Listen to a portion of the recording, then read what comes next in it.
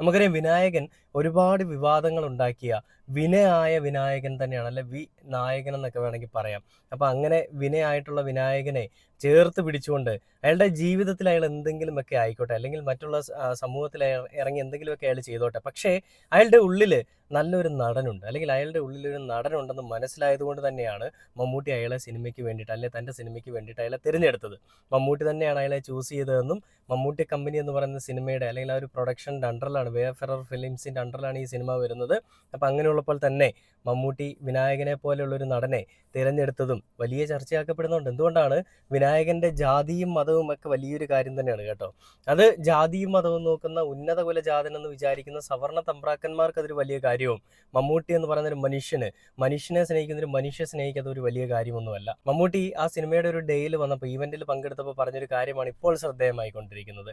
അതിൽ മമ്മൂട്ടി എന്താണ് പറയുന്നത് നമുക്ക് ഈ ഒരു വീഡിയോയിൽ ചർച്ച ചെയ്യാം.